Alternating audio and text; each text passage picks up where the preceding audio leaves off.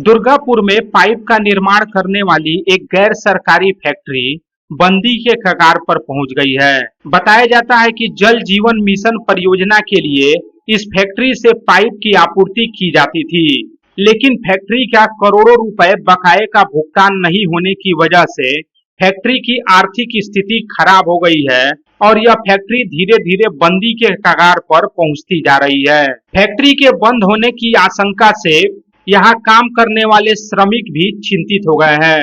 दरअसल इस फैक्ट्री में लगभग 120 श्रमिकों पर बेरोजगार होने का खतरा मंडरा रहा है। फैक्ट्री प्रबंधन ने अब इस पूरे मामले को लेकर राज्य सरकार से मदद की गुहार लगाई है।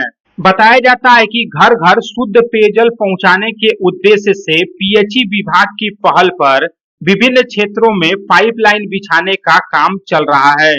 दक्षिण बंगाल के कई जिलों में भी यह कार्य प्रगति पर है। दुर्गापुर के आरआईपी प्लॉट स्थित एएन बोस रोड स्थित एक निजी पाइप निर्माण फैक्ट्री इन कार्यों के लिए पाइपों की आपूर्ति कर रही थी। না এখন পর্যন্ত পেমেন্ট মানে সরকারি কাছ থেকে যে পয়সা আমরা পাবো সেটা এখনো পর্যন্ত পাইনি। হ্যাঁ, সেই সরকারের থেকে যে টাকাটা যদি আমরা পাই তাহলে আমরা খেয়ে পরে বাঁচতে পারবো। প্রায় বন্ধের মুখে আছে এখন। কি চাইছেন আপনারা? আমরা চাইছি যে সরকারের থেকে যে পয়সা কোম্পানি যে পয়সাটা পাবে সেই পয়সাটা যদি পায় তাহলে আমাদের ছেলেরা যারা এখানে কাজ করছে তারা বেতন টেতন পাবে ও সুস্থভাবে চলবে, পরিবারটা বাঁচবে। নাহলে নাহলে আমাদের বয়স এখন 55 বছর বয়স হয়ে গেছে, এই অবস্থায় আমরা কোথায় যাব? আমরা তো নির্ভর করেই আছি, আমাদের উপর বেশ করে আমাদের পরিবারটা রয়েছে। এই কোম্পানিটা যদি বন্ধ হয়ে যায় আমাদের পরিবারটা না খেয়ে পেয়ে মরবে। फैक्ट्री के चेयरमैन गौतम मित्रा ने कहा कि पीएचई विभाग ने फरवरी 2024 से इस परियोजना के लिए पाइप खरीदना शुरू किया था।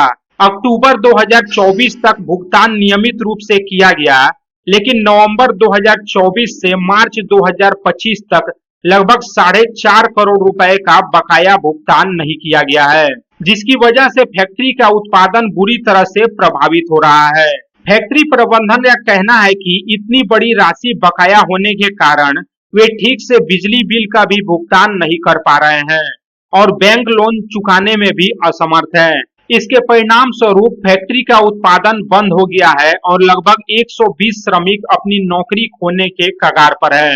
এবং এইচডি পাইপ এবং আমরা নিজেরা প্রায় 16 কোটি টাকা লোন নিয়ে এই মেশিনগুলো বসিয়েছি এবং আমরা মেশিন বসানোর পরে আমরা বিগত 1 বছর ধরে বিভিন্ন কন্ট্রাক্টরের মাধ্যমে আমরা এই পাইপগুলো সাপ্লাই করছি এবং সাপ্লাই করার পরে প্রথম পেমেন্ট ভালোই আসতো, তারপরে সাপ্লাই করতে গিয়ে লাস্ট 8 মাস ধরে আমরা প্রায় আমাদের 4 কোটি 22 লাখ টাকার মতন আটকে গেছে।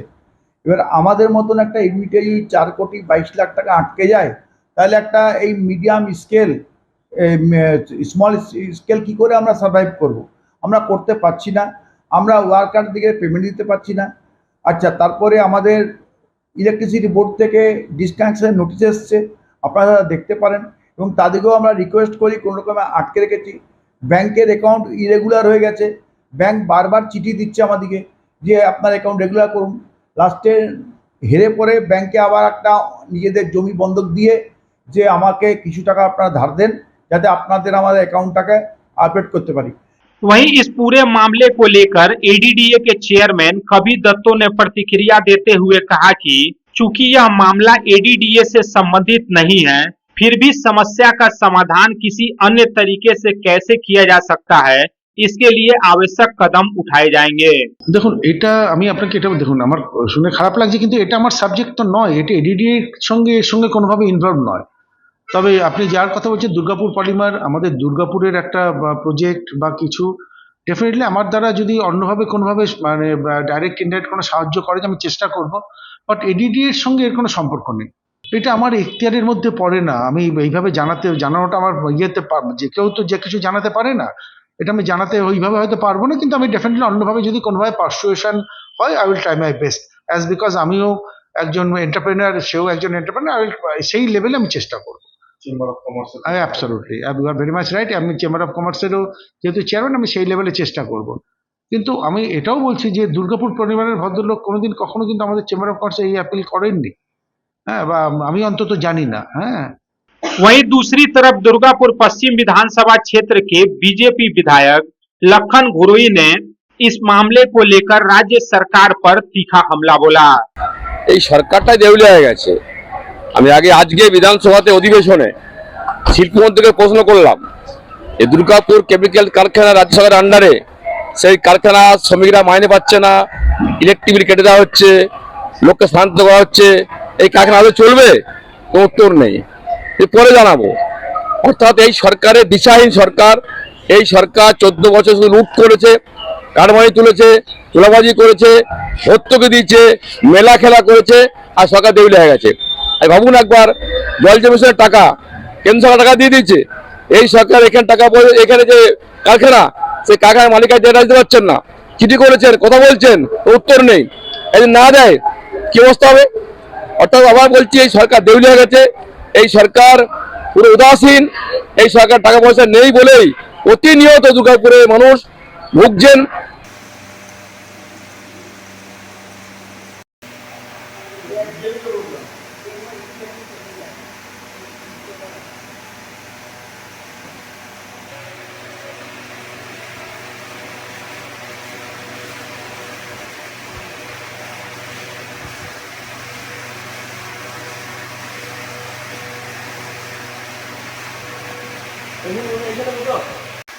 दुर्गापुर से साधन रूज की रिपोर्ट, पब्लिक टाइम्स।